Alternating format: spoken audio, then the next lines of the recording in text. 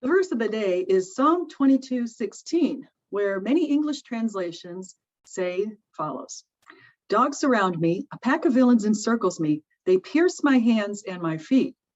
The word for pierce, or dug, is ka'aru.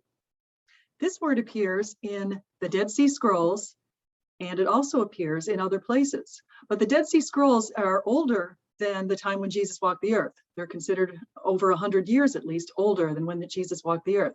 And so that particular word appears. The last letter is a word that's consistent with that. Now, in some translations that came about later, especially around the Masoretic time, which were between 6 and 10 centuries after Christ walked the earth, a lot of those translations come as like a lion, my hands, my feet. And so Dr. Michael Brown takes a look at this issue, and he is debating Rabbi Singer, and I think he does a really rock star job of answering this question, because a lot of people are trying to make an illusion that the word that is in the Dead Sea Scrolls, which contained an extra letter, an aleph, they're trying to say that because that aleph was there in the Dead Sea Scrolls, that the word itself is meaningless. And so let's hear what he has to say. This is sheker v'chazav is a lie. Kaf aleph resh vav. What does that word mean? Anybody? What is the word in Hebrew where I'm standing here in the land of Israel, filled with Hebrew speakers? You all don't tell me none of you speak Hebrew. Kaf aleph resh vav. What does this word mean? It means nothing. There is no such word. I'm not going to get into it. You can't have a verb with the aleph in it as a root. I don't want to get complicated. There is no such word. You have been lied to.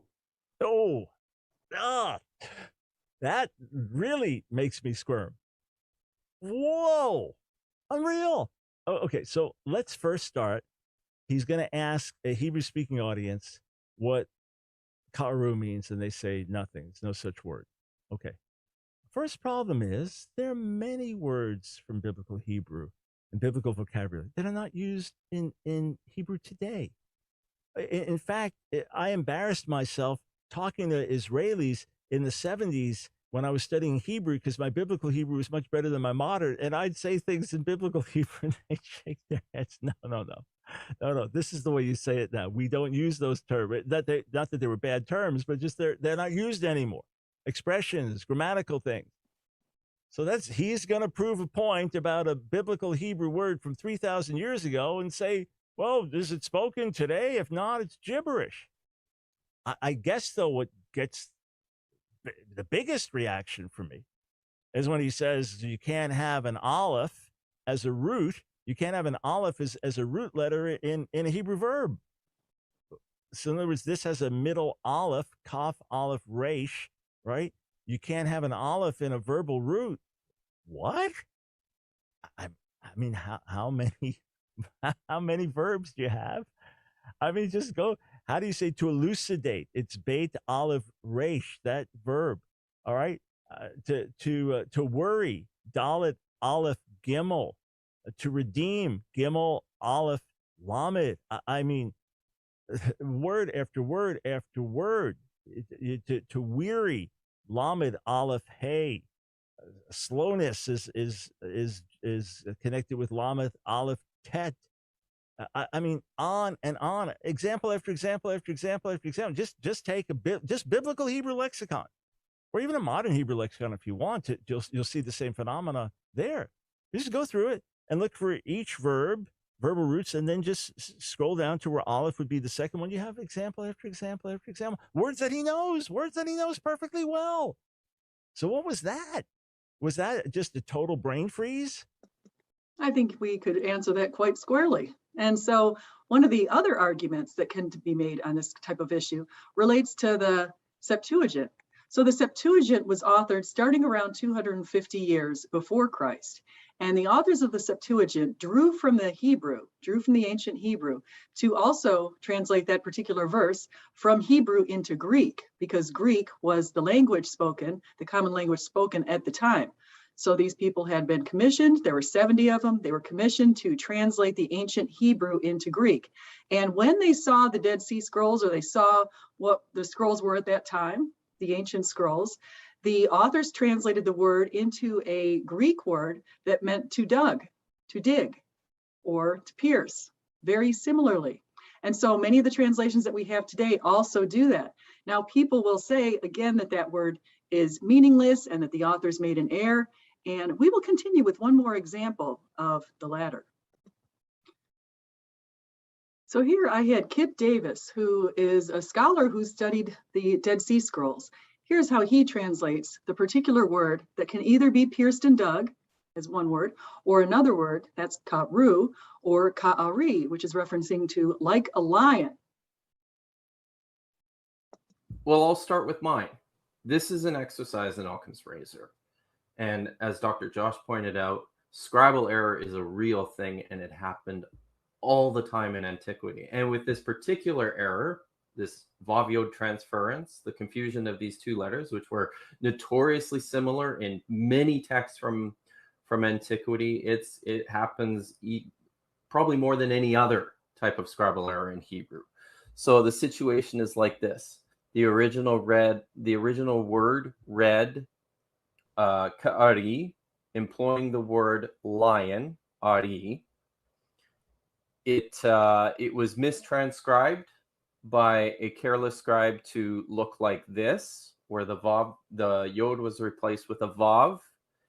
The Septuagint, the Greek translator, encountered a manuscript like this and didn't know what to do with it. And so, oh, I misspelled these. How embarrassing of me. Anyways, the Septuagint translator came along and did his best to try and figure out what he thought the text said based on how it appeared before him, and came up with this translation, horaksan cheras mu ki podas, which literally means they dug my hands and feet. And overzealous Christian interpreters after in the centuries following the establishment of the church came to understand this as a fulfillment of prophecy. And to my mind, that makes eminently more sense than as originally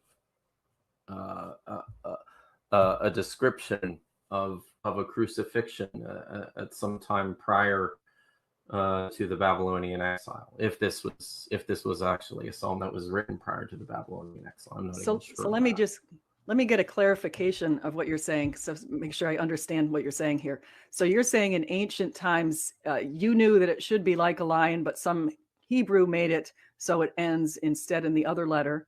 And how do you know that in ancient times the original should have been like a lion instead of being something translated as dug?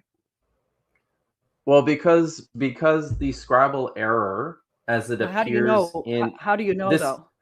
Well, I mean, how do we know anything? I'm saying. No, how do you know? But you're saying in ancient times there was a scribal error, and I'm trying to get out of you to tell me, how do you know that it was originally one letter and not the other?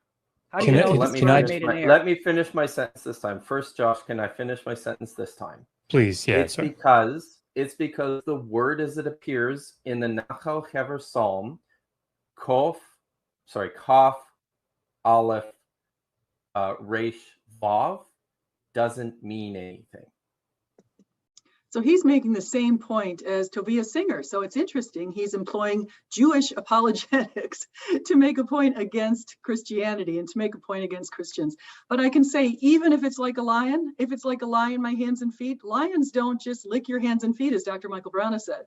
Lions don't do that kind of thing. They would tear at you. Or we could expand the entire verse and look at the entire Psalm 22 and all of the other things that were occurring to the person who was referenced. And the things had very much consistency with the crucifixion. And of course, Jesus was crucified, and on the third day he rose again in fulfillment of the scriptures. Okay, in fulfillment of the scriptures. Go back, take a look at Isaiah 53 and Zechariah 12:10 for other references to the way the Messiah was going to be pierced. Pierced for our transgressions, crushed for our iniquities. But he will see the light of life. He saw the light. Okay, Isaiah 53:11. He saw the light and resurrected. And that forms the foundation of Christianity. Thank you so much for coming in. Please like, subscribe, and do come again.